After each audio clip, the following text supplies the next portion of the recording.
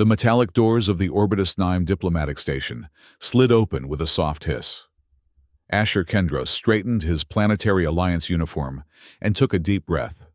Through the viewport ahead, the endless void of space stretched before him, dotted with distant stars and the faint shimmer of the nearby Hartax planet. This neutral ground had been chosen for what might be the most important peace conference in a millennium. "Researcher Kendros," a voice called from behind. Director Hamilton approached with a grim expression. "The delegations have arrived. Both the Kronar and Zephyrian royal families are present. I hope you understand the gravity of what we're attempting today." Asher nodded. 1,000 years of war, billions of lives lost, countless worlds reduced to ash. Yes, Director, I understand what's at stake. As a cultural researcher from Earth, Asher had spent years studying the complex relationship between these two galactic empires.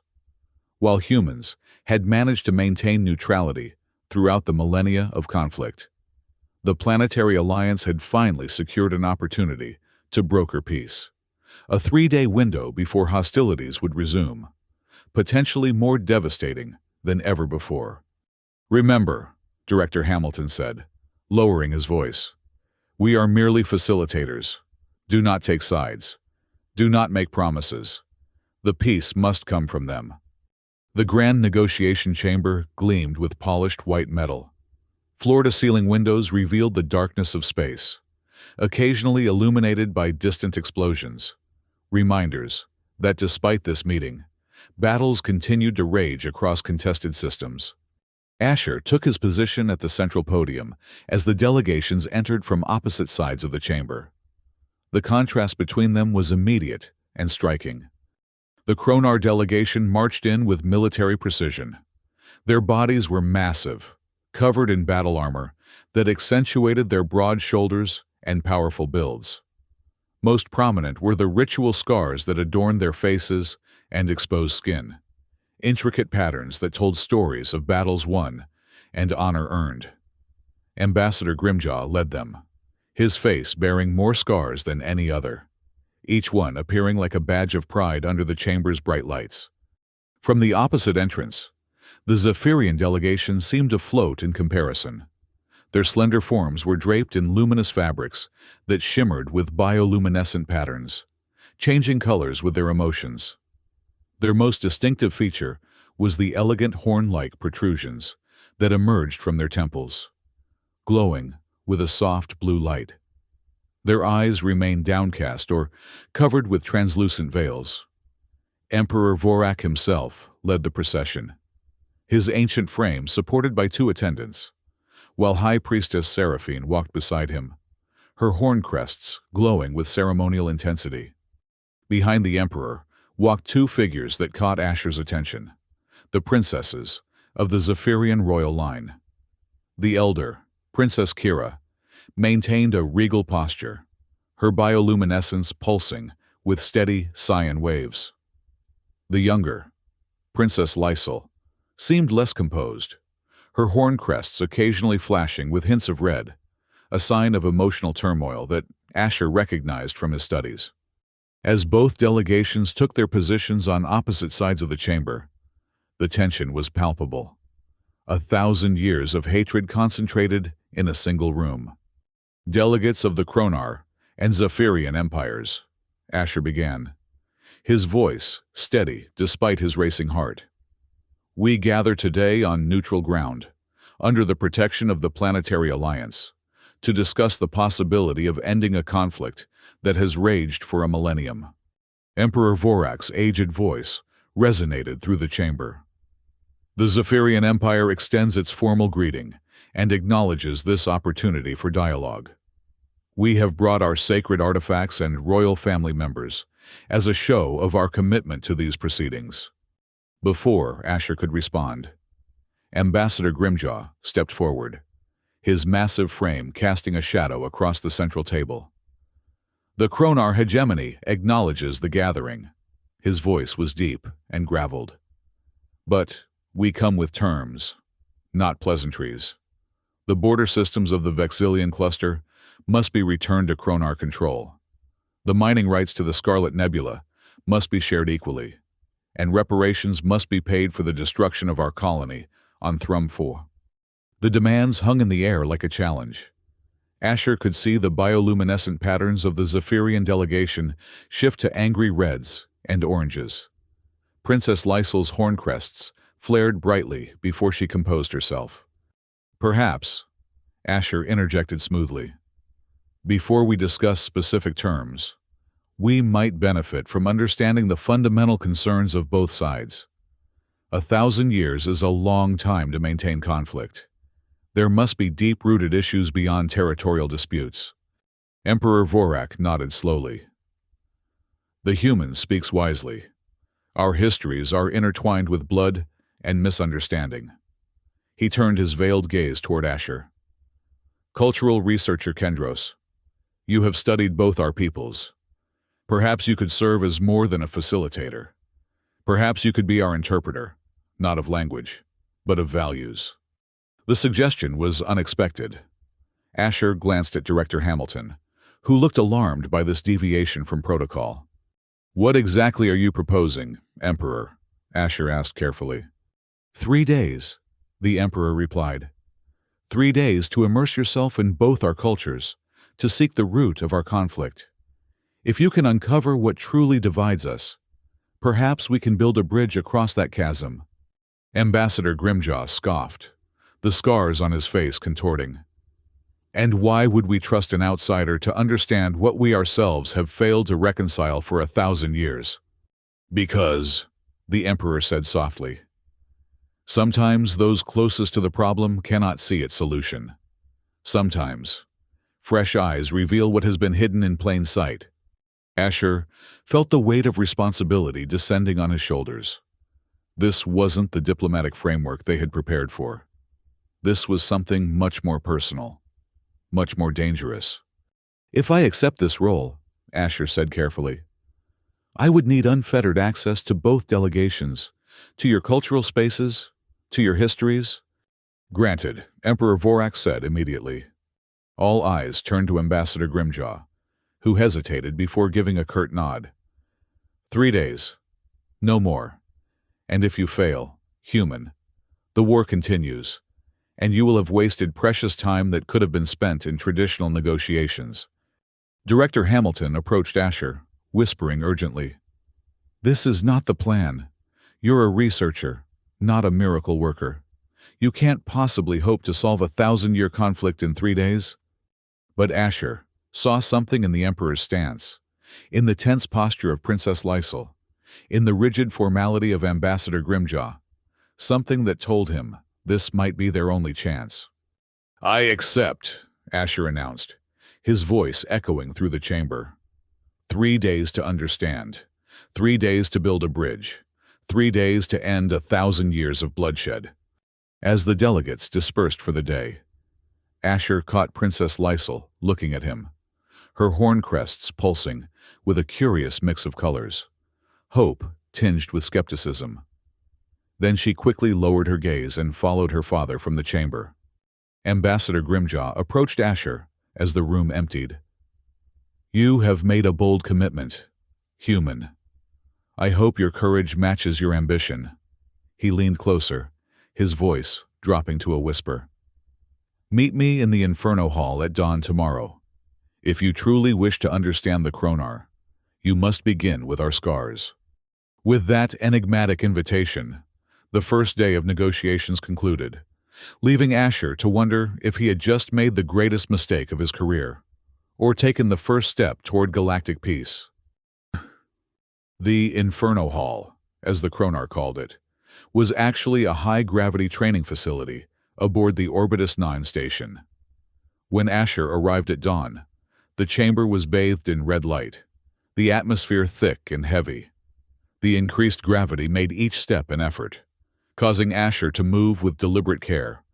Ambassador Grimjaw stood in the center of the chamber, bare-chested, his torso a canvas of ritual scars.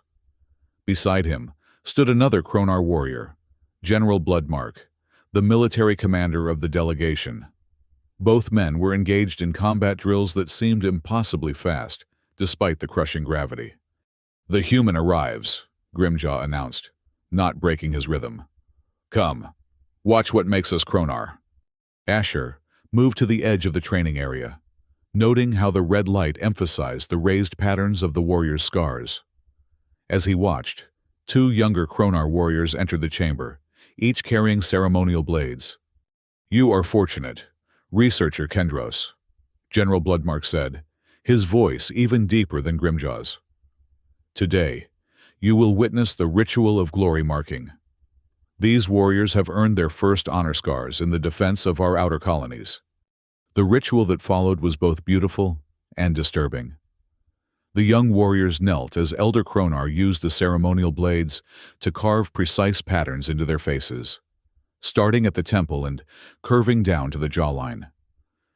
Not once did either warrior flinch or cry out, though blood flowed freely down their faces. "Each scar tells a story," Grimjaw explained, moving to stand beside Asher. "That pattern, the three curved lines intersecting, represents the defense of family. The young one on the left protected his sister's transport from Zephyrian raiders." "And do all Kronar bear these marks?" Asher asked, carefully observing the ritual while taking mental notes. "All who wish to be recognized as true Kronar," Bloodmark answered. "Our bodies are living histories, Researcher. Each scar is earned through acts of courage, loyalty, and sacrifice." As the ritual concluded, the freshly marked warriors stood, blood still streaming down their proud faces. They made no move to staunch the flow. "The blood must flow naturally until sunset," Grimjaw explained, seeing Asher's concerned expression. "Only then may the wounds be treated. The pain is part of the honor." "May I ask about your scars, Ambassador?" Asher ventured, knowing he was stepping into personal territory. Grimjaw's expression hardened for a moment, then softened into something like pride. He pointed to the most prominent scar that ran from his left temple down to his chin. "This was my first. I was 16 by your human counting. My sister and I were exploring the death caverns on our homeworld when we encountered a void lurker, a predator that hunts in absolute darkness. I placed myself between the beast and my sister. Its claws gave me this mark, but I gave it death in return." The story was told with such matter-of-fact pride that Asher realized something crucial. To the Kronar, these scars weren't merely decorative or even simply honorific. They were sacred biographies, physical manifestations of their highest values. "So each scar represents protection, sacrifice, honor," Asher mused aloud. "Now you begin to understand," Grimjaw nodded. "Our bodies bear witness to our souls. To be unmarked is to be untested, unproven." "And the Zephyrians?" Asher asked carefully. "How do they view your scars?" The atmosphere in the room changed instantly.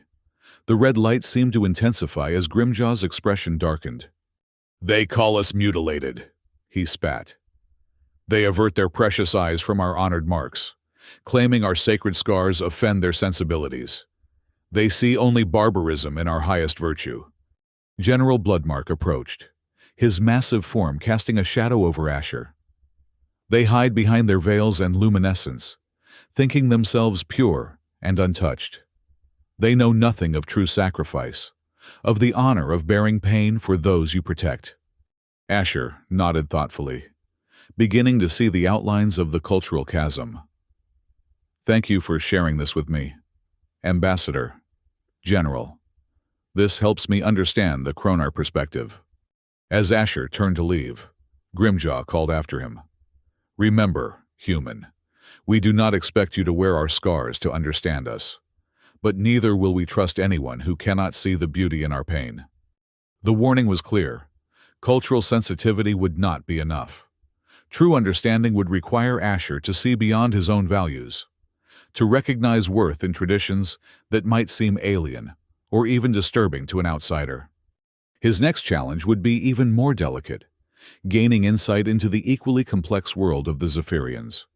The Zephyrian delegation had transformed their assigned quarters into a space reminiscent of their homeworld. As Asher approached, he noticed the corridor growing gradually darker, with only faint, bioluminescent patterns guiding his way. The air became humid and carried unfamiliar floral scents. At the entrance to their chambers, now called the Temple of Luminescence by the station crew, Asher was met by an attendant whose horn crests glowed with a gentle white light. "Researcher Kendros." The attendant greeted him without making eye contact. "Her Highness, Princess Lysel, has arranged for your cultural immersion. Please follow me. And remember, direct eye contact is reserved only for the most sacred of connections.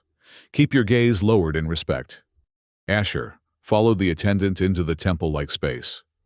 The walls themselves seemed alive, pulsing with patterns of light that shifted in response to the movements of the Zephyrians within. In the center of the main chamber, High Priestess Seraphine was conducting what appeared to be a ceremony with several Zephyrian nobles. Unlike in the negotiation chamber, here the Zephyrians had removed their veils. Their eyes, large, luminous, with irises that shifted color like their bioluminescent patterns, were still carefully averted from one another, except during specific ritual moments. The attendant directed Asher to a cushioned observation area at the edge of the chamber. "You may witness the ritual of soul sight, but you must remain absolutely silent and still." The ceremony was unlike anything Asher had seen in his years of cultural research. Two Zephyrians knelt before the High Priestess, who placed her hands on their horn crests. Slowly, she guided them to raise their eyes until they were looking directly at each other. As their gazes met, their horn crests flared with intensely bright light, and tears began streaming down their faces. After several minutes of this connected gaze, the priestess separated them, and both participants collapsed into the arms of attendants, seemingly exhausted but radiating peace. "What you have witnessed," came a soft voice beside Asher, "is the deepest connection possible between our people." Asher turned to find Princess Lysel seated nearby, her veil in place but her horn crests glowing with a gentle blue light that illuminated her features. "Princess," Asher acknowledged with a respectful nod, careful to keep his eyes lowered as instructed. "Thank you for allowing me to observe. The ritual of soul sight is normally closed to outsiders," she explained, her voice melodic and measured. "But if you are to understand our people, you must understand the sacredness of the gaze." "The direct connection of eyes," Asher ventured. "Yes," Lysel confirmed. "For Zephyrians, to look directly into another's eyes is to see into their soul, to share in their deepest emotions, memories, fears, and joys. It is not done casually. Many Zephyrians will go their entire lives sharing soul sight with only their closest family members, and perhaps a life partner. And yet, in the negotiation chamber, all of you kept your eyes hidden behind veils," Asher noted. "Of course," Lysel said, a hint of surprise in her tone. "To expose our gaze to strangers, especially those who might look directly back at us without understanding the significance. It would be like—" She searched for a comparison Asher might understand. "Like being spiritually violated." The implications were profound. If the Zephyrians viewed direct eye contact as a sacred, intimate act, then the Kronar, with their direct, confrontational gaze, would seem incredibly invasive and disrespectful. "And how do Zephyrians view the Kronar ritual scarification?" Asher asked, though he suspected he knew the answer. Lysel's bioluminescence flickered briefly, with oranges and reds. Emotions she quickly suppressed. "Our bodies are vessels for our light. Researcher Kendros, to deliberately mar the physical form, to cut and scar it, is to damage the conduit through which our soul light shines. We see their practices as desecration of the sacred vessel." As they spoke, High Priestess Seraphine approached, her horn crests pulsing with wary yellows and oranges. "Princess Lysel," she said sharply, "this human should not be here during the sacred rites." "I invited him, High Priestess," Lysel replied calmly. "By my father's authority. researcher Kendros seeks to understand our ways. The High Priestess's bioluminescence flashed with clear disapproval. Understanding does not require presence. Some knowledge is not meant for outsiders. She turned toward Asher, still keeping her gaze averted. You walk a dangerous path. Human. Cultural curiosity can become cultural trespass, all too easily. Asher bowed his head respectfully. I mean no disrespect. High Priestess. I seek only to build bridges of understanding. Some chasms are too wide for bridges, Seraphine replied cryptically. Princess Lysel, your father requests your presence in the royal chamber. With that, the High Priestess glided away, her luminescence leaving trailing patterns of light in her wake. You must forgive, Seraphine, Lysel said softly, once the priestess was out of earshot. She has lost more than most to this war. Her lifemate and 2 children were on Azure colony when the Kronar fleet bombarded it. I understand her hesitation, Asher said, but I'm grateful for your willingness to share your culture with me. Lysel's bioluminescence shifted to a softer, more contemplative blue. Perhaps it is time for someone to see with fresh eyes what we have been blind to for a millennium. She rose gracefully. I must attend my father now, but I have arranged for you to access our historical archives. Perhaps the beginning of our conflict will offer insights into its potential end. As Lysel departed, Asher felt both encouraged and overwhelmed. He now understood the core values at the heart of both cultures, the Kronar's reverence for sacrifice and physical proof of honor, and the Zephyrian sanctity of the unscarred body and the sacred power of the direct gaze. What he didn't yet understand was how these differences had exploded into 1,000 years of war that had claimed billions of lives. For that answer, he would need to delve into history. The archive chamber of Orbitus 9 was a testament to the Planetary Alliance's commitment to knowledge preservation. Crystalline data storage units lined the walls, each containing thousands of years of galactic history. Asher sat at a research terminal, requesting information on the earliest documented interactions between the Kronar and Zephyrian empires. The system hummed as it compiled relevant data, eventually projecting a 3-dimensional timeline before him. First official contact between Kronar and Zephyrian civilizations. Asher read aloud. Galactic Standard Year, 1745. Approximately 1,000 years ago. The initial meetings had been peaceful. Tentative first contact between 2 expanding stellar empires. Trade agreements had been established. Cultural exchanges initiated. For nearly 2 decades, relations had been cordial, if not warm. Then came the pivotal event. The First Accord Ceremony, GSY 1762. Asher expanded this entry, and holographic footage, grainy and incomplete, materialized before him. The ceremony had taken place on a neutral world, not unlike the current negotiations. Dignitaries from both empires were present, gathered to sign a formal treaty of friendship and cooperation. As Asher watched the ancient recording, he noticed something. The Zephyrian delegates all wore their traditional veils, while the Kronar representatives displayed their ritual scars prominently. Both sides maintained a respectful distance. Then came the moment that changed galactic history. A Kronar ambassador named Korth approached the Zephyrian princess Saravia to present a ceremonial gift.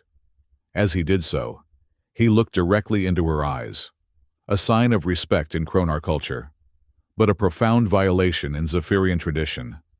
The reaction was immediate.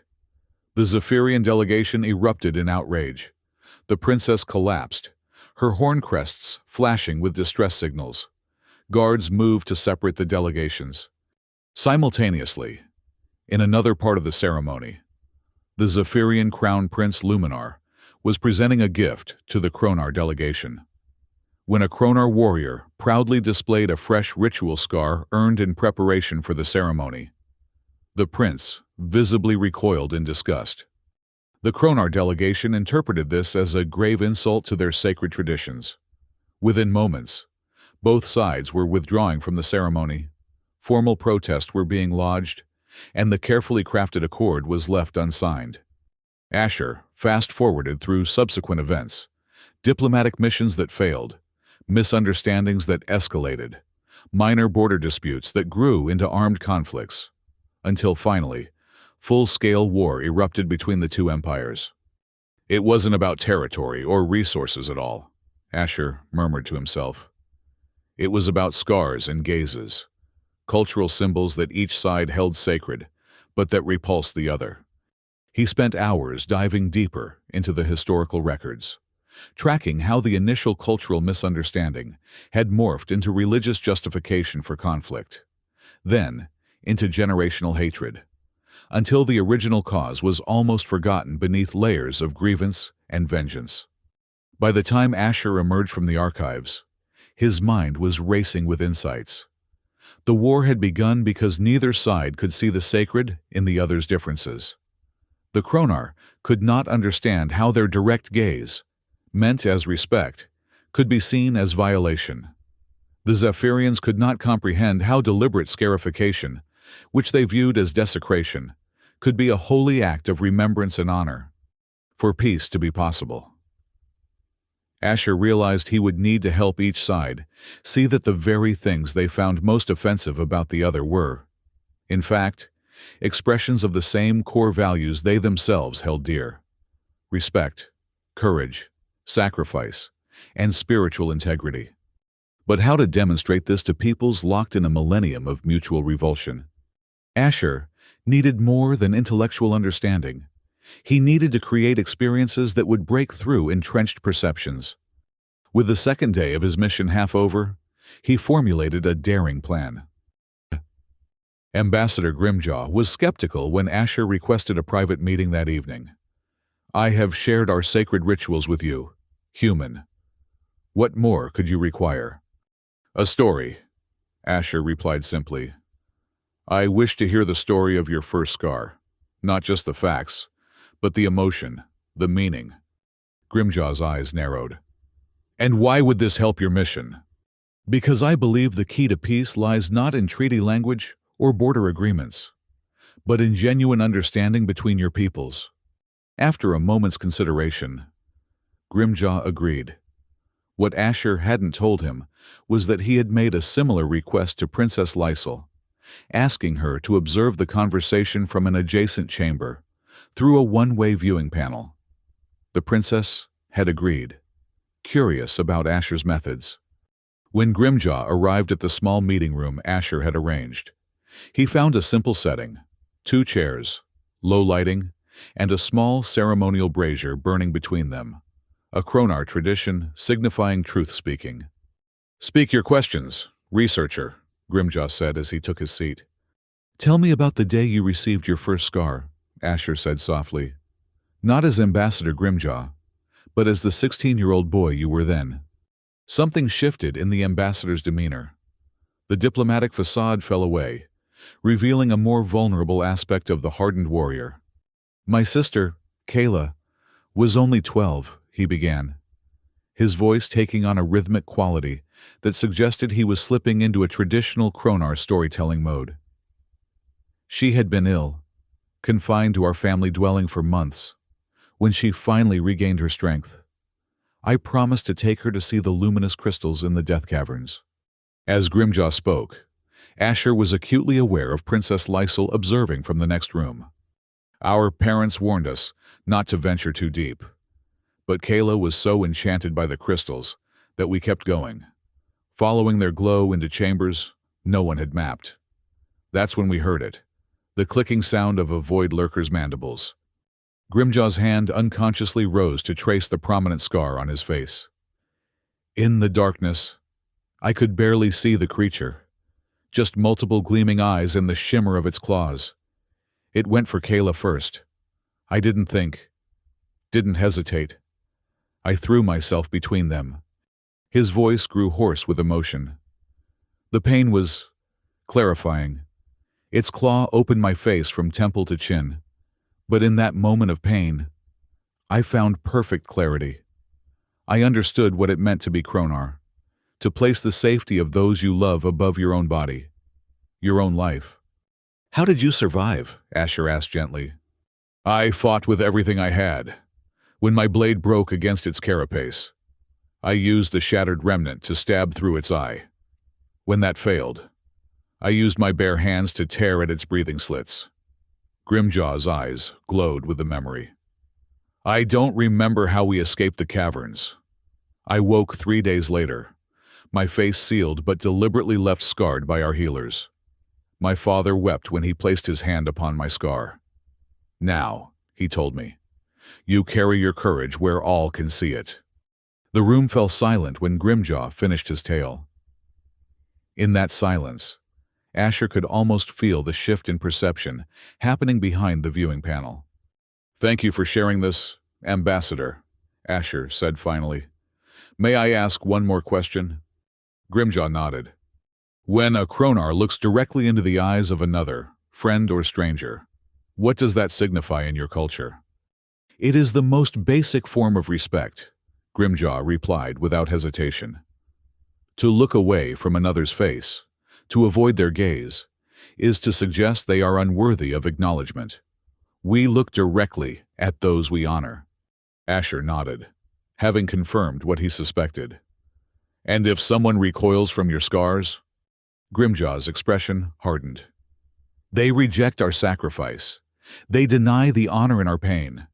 They proclaim themselves too delicate for the truth of what protection costs. Thank you, Ambassador. You've given me much to consider. After Grimjaw departed, Princess Lysel entered the chamber. Her bioluminescence pulsed with complex patterns that Asher couldn't fully interpret. I had no idea, she said softly. All my life, I was taught that the Kronar mutilated themselves as demonstrations of battle lust and aggression. But his story was about protection, Asher finished for her. About sacrifice for family. About carrying the physical proof of love and duty. Lysel's horn crests glowed with a gentle blue light. Not so different from our own values, though expressed in ways that seem opposed. Exactly, Asher said. And now, Princess, I must ask something difficult of you. Would you be willing to demonstrate a modified version of your soul sight ritual for Ambassador Grimjaw? Not direct eye contact, but an explanation of what the gaze means to your people. Lysel's bioluminescence flickered with anxiety. That would be unprecedented. As is this chance for peace, Asher countered gently. After a moment's hesitation, Lysel nodded. I will speak with my father. If he approves, I will do this tomorrow. As Lysel departed, Asher felt the first stirrings of genuine hope. He was beginning to see a path forward, narrow and treacherous, but real. The final piece of his plan, however, would require far more risk than cultural exchanges. It would require a catalyst powerful enough to break through a millennium of hatred. It would require a crisis. The third day dawned with tension hanging over Orbitus 9. Word had spread among both delegations about Asher's unusual methods and discoveries. Some were intrigued, others resistant. High Priestess Seraphine had strongly objected to Princess Lysel's agreement to explain the soul sight ritual to the Kronar. It is not for their scarred faces and bloodthirsty eyes, she had argued. Similarly, General Bloodmark had warned Grimjaw against being manipulated by Zephyrian mysticism, insisting that their luminous displays were merely biological trickery meant to distract from their physical and moral weakness. Despite these objections, both Emperor Vorak and Ambassador Grimjaw had authorized the cultural demonstration to proceed, if only out of curiosity about Asher's methods.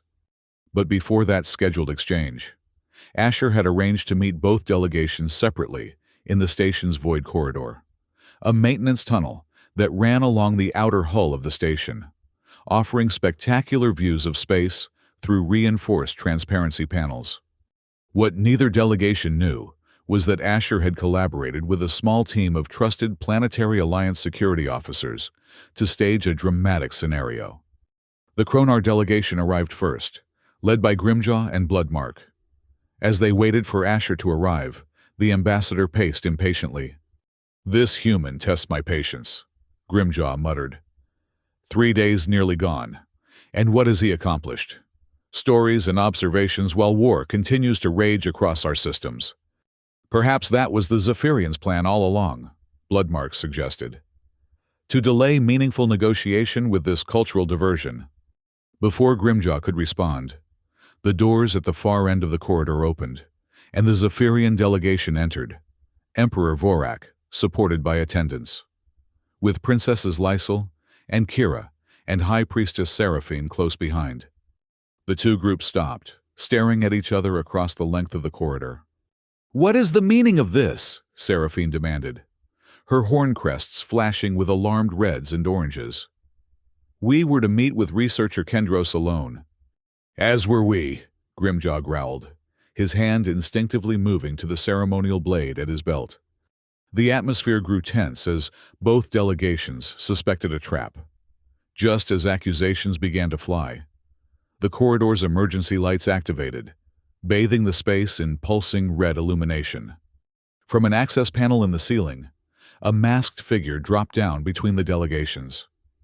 Before anyone could react, the figure fired what appeared to be a disruptor weapon at Asher, who had just entered from a side door. The beam struck Asher in the chest. He crumpled to the floor, blood spreading across his Planetary Alliance uniform. The masked assailant immediately escaped through the same ceiling panel, leaving chaos in their wake. Both delegations froze in shock, until Princess Lysel broke protocol and rushed forward toward the fallen human.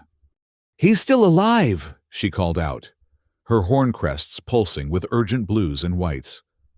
But his life energy is fading quickly. To everyone's surprise, Ambassador Grimjaw was the next to move, rushing to Asher's side and applying pressure to the wound. The weapon was a Tholian disruptor, he assessed grimly, designed to cause internal bleeding that conventional medicine struggles to treat. High Priestess Seraphine hesitated only briefly before joining them, her healer's instincts overriding political considerations. "Stand aside," she commanded Grimjaw. "Zephyrian bioluminescence can stimulate cellular regeneration." Rather than argue, Grimjaw shifted position, allowing the priestess access while maintaining pressure on the wound. Princess Lysel knelt opposite Seraphine, and together they placed their hands over Asher's chest. Their horn crests began to glow with intense, white-blue light that seemed to flow down their arms and into Asher's body. "It's not enough," Seraphine said after a moment, frustration evident in her voice. "The damage is too severe for our standard healing light." "Then use the soul sight," Lysel suggested urgently. "Channel deeper energy." Seraphine looked aghast. "That is reserved for our own kind, for sacred bonds." "He will die if we do not," Lysel insisted, her bioluminescence pulsing with determination. After a moment's hesitation, Seraphine nodded. "I will need anchoring. The process drains the healer." Without hesitation, General Bloodmark stepped forward, his massive frame casting a shadow over the group. "Tell me what to do. Priestess, I will be your anchor." The sight was unprecedented. Bloodmark's scarred hands supporting Seraphine's slender shoulders as she removed her veil, and, for the first time, made direct eye contact with the injured human. The light that erupted from her horn crests was blindingly intense, causing several observers to shield their eyes. The energy poured into Asher's body, visibly knitting flesh and stopping the flow of blood. Throughout it all, Grimjaw never left Asher's side, his warrior's hands remaining steady as they supported the human's head. When the healing was complete, Seraphine collapsed backward into Bloodmark's arms, exhausted by the effort. The general caught her with surprising gentleness, his expression a complex mixture of awe and confusion at what he had just witnessed.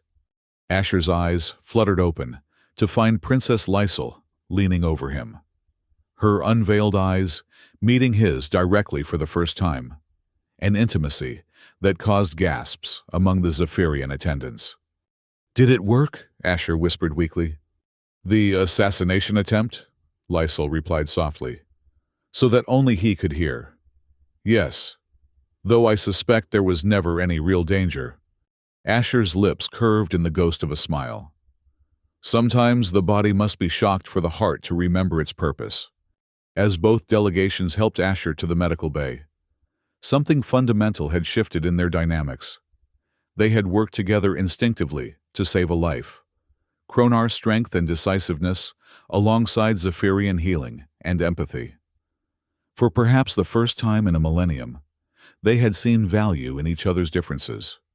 The foundation for Asher's final gambit had been laid.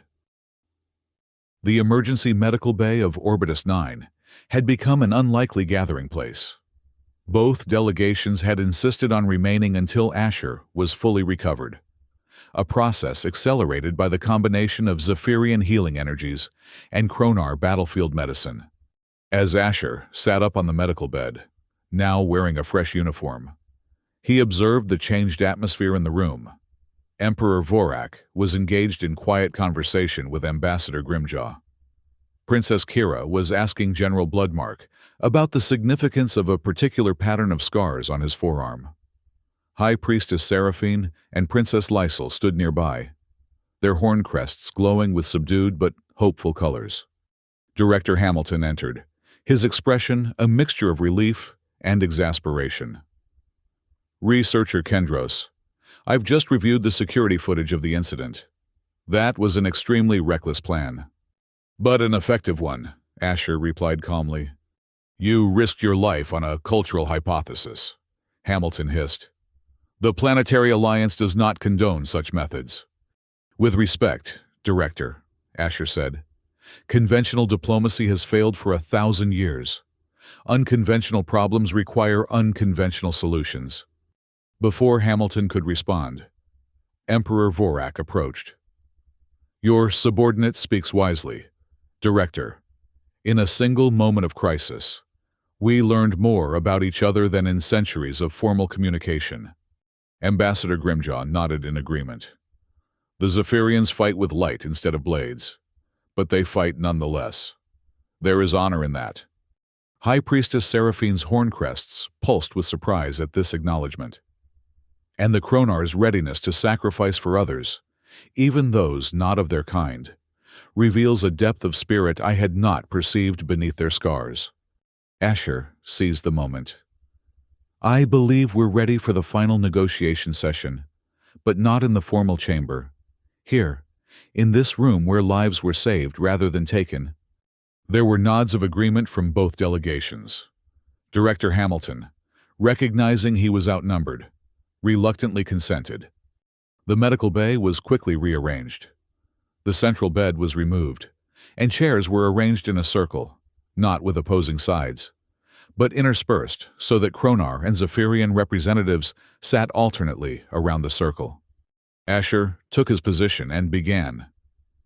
3 days ago, I was tasked with uncovering the root of a 1,000-year conflict. What I discovered was not a dispute over territory or resources, but a profound cultural misunderstanding that, over time, became sanctified hatred. He turned to face the Kronar delegation. The Kronar ritual scarification is not an act of barbarism or bloodlust. It is a living testament to sacrifice, to placing the welfare of others above one's own comfort and safety.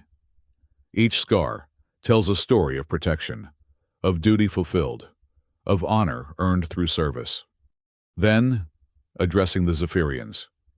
Similarly, the Zephyrian practice of veiling the eyes and reserving direct gaze for sacred connections is not an act of deception or weakness. It is a recognition of the profound power of true seeing, of the vulnerability and strength required to open one's soul fully to another. Asher continued. 1,000 years ago, a Kronar ambassador looked directly into the eyes of a Zephyrian princess, intending to show respect, but unknowingly committing what her culture considered a violation. Simultaneously, a Zephyrian prince recoiled from a Kronar warrior's ritual scars, intending to preserve purity, but unknowingly rejecting what their culture considered sacred sacrifice. The room was silent as both delegations absorbed this revelation. "From that single moment of misunderstanding," Asher said softly, "billions have died, worlds have burned. And for what? Because you could not see that beneath your differences. You honor the same virtues: courage, sacrifice, spiritual integrity, and the protection of those you love." Ambassador Grimjaw was the first to respond. He rose from his chair and, to everyone's astonishment, knelt before Emperor Vorak. "I have hated your kind for all my life," he said, his voice rough with emotion. "I have trained my warriors to see only weakness in your luminescence, only deception in your veiled eyes. Today, I ask forgiveness for my blindness." Emperor Vorak, visibly moved, extended a trembling hand to touch Grimjaw's scarred face, a gesture of unprecedented intimacy between their peoples. "And we have seen only barbarism in your scars," the Emperor admitted. "We failed to recognize that they are your way of making visible what we express through our light: devotion, protection, and love." High Priestess Seraphine stepped forward, removing her veil entirely, a sign of trust that caused murmurs among the Zephyrian attendants. "When I channeled the soul sight to heal researcher Kendros," she said, "General Bloodmark supported me without hesitation. His strength became my anchor. Perhaps that is a metaphor for what our peoples might become for each other." Princess Lysel, who had been quiet throughout the exchange, now approached Asher. Without hesitation, she met his eyes directly, her horn crests glowing with a soft, intimate blue. "You have given us new vision, Asher Kendros," she said, using his first name for the first time. "You have taught us to see beyond appearances to the heart beneath." The formal peace treaty was drafted and signed within hours. Border disputes that had seemed intractable were resolved with surprising ease once mutual respect had been established. Trade agreements, cultural exchange programs, and mutual defense pacts were outlined for future implementation. As the delegations prepared to return to their respective empires to announce the historic peace, Emperor Vorak requested a private audience with Asher. "You have accomplished the impossible," the Emperor said when they were alone in his chambers. 1,000 years of hatred, dissolved in 3 days through understanding and wisdom. "Your peoples were ready for peace," Asher replied modestly. "They simply needed help seeing the path. Nevertheless, we owe you a debt that can never fully be repaid." The Emperor's horn crests glowed with formal golden light. "In our tradition, such debts are acknowledged through bonds of family." Asher wasn't sure where this was leading. "It has been my honor to serve the cause of peace, Your Majesty." "I have 2 daughters," the Emperor continued, his tone becoming more personal. "Princess Kira and Princess Lysel. Both are worthy of the highest alliances our empire can offer. And yet, I find myself contemplating an alliance unprecedented in our history." The Emperor's meaning suddenly became clear, and Asher felt a flutter of shock. "I offer you, Asher Kendros of Earth, the hand of either of my daughters in marriage, should you find one of them compatible with your heart. Such a union would strengthen the peace you have crafted and elevate you to a position of honor within our empire." Asher was momentarily speechless.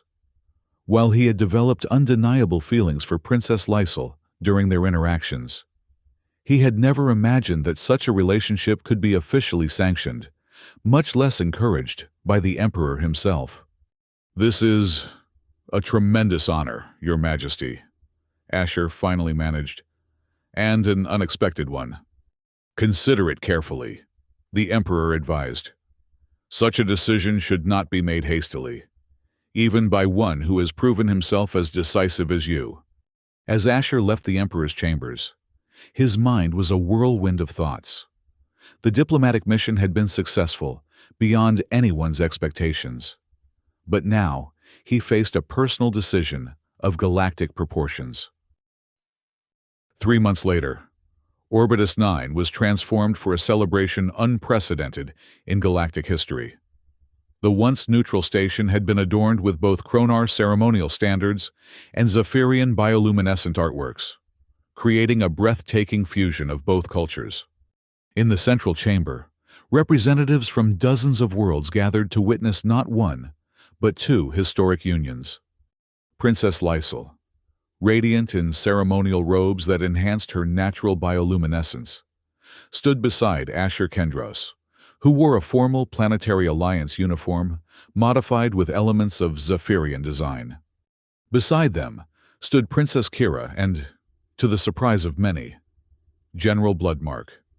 Their unlikely connection, sparked during the crisis in the Void Corridor, had blossomed into a relationship that further symbolized the new alliance between their peoples. Emperor Vorak presided over the ceremony, his ancient frame standing tall with renewed purpose. Ambassador Grimjaw and High Priestess Seraphine stood as witnesses, their former enmity replaced by cautious friendship. Today, the Emperor's voice resonated through the chamber. We do not merely celebrate the union of individuals, but the union of civilizations. For too long, we saw only what divided us. Thanks to the vision of Asher Kendros, we now see what unites us. The dual ceremony incorporated elements from both cultures. Lysel and Asher participated in a modified soul sight ritual, their gazes meeting in a moment of profound connection that caused her horn crests to glow with unprecedented brilliance. In turn, Kira and Bloodmark participated in a symbolic scarification ritual, where the princess received a small, ceremonial mark on her palm, signifying her willingness to bear pain for those she loved, a gesture that moved many Kronar warriors to tears. When the ceremonies concluded, the newly bonded couples faced the assembled delegates together. Director Hamilton, who had initially been so skeptical of Asher's methods, was among the first to offer congratulations. The Planetary Alliance never anticipated this outcome, he admitted to Asher. We hoped for a ceasefire at best. You've delivered a true peace built on mutual understanding. And now, Ambassador Grimjaw announced to the gathering, we look to the future. The alliance between our empires will not merely end war. It will begin an era of cooperation that will transform the galaxy. As the celebration continued, Asher and Lysel found a quiet moment alone, gazing out at the stars through the station's viewport. When you first arrived at Orbitus 9, Lysel said, her horn crests glowing with the intimate blue hue she reserved only for him now. Did you ever imagine this outcome? Asher smiled, gently tracing the curve of her luminescent horn crest with his finger. I came seeking peace between empires. I found that and something I never thought to seek, a connection that transcends cultural boundaries. My father believes our union will inspire others, Lysel said. Already, there are diplomatic missions forming, teams of Kronar and Zephyrian representatives, traveling to worlds long divided by similar misunderstandings. And we'll be joining them, Asher confirmed. The peace vessel Harmony is being prepared as we speak. You, me, Kira, and Bloodmark, ambassadors of understanding to the wider galaxy. Lysel's eyes met his directly, still a thrill for both of them. From cultural researcher to peacemaker to prince consort, you've come a long way from Earth, Asher Kendros. And the journey is just beginning, he replied, taking her hand as they turned to watch a Kronar honor guard and Zephyrian light dancers perform a joined ceremonial display, the first of its kind in a millennium. Beyond the viewport, distant flashes marked the decommissioning of battle fleets that had once been poised to destroy one another. Where weapons had once dominated space, trade vessels and cultural exchange ships now traveled freely between once hostile worlds.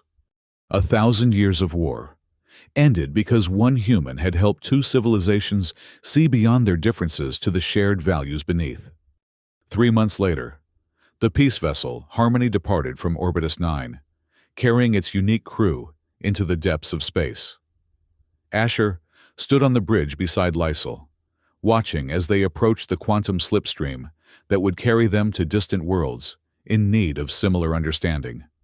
General Bloodmark, now Ambassador Bloodmark, coordinated with the Kronar security team, while Princess Kira consulted with Zephyrian cultural advisors. The small mark on her palm, now fully healed, was visible whenever she gestured, a constant reminder of the power of cultural exchange. As the Harmony entered the slipstream, Asher felt Lysel's hand in his, her bioluminescence pulsing in harmony with his heartbeat, a synchronicity that symbolized the new era they had helped create. The vessel disappeared into the quantum stream, carrying with it the hope of a galaxy learning, at last, to see with new eyes.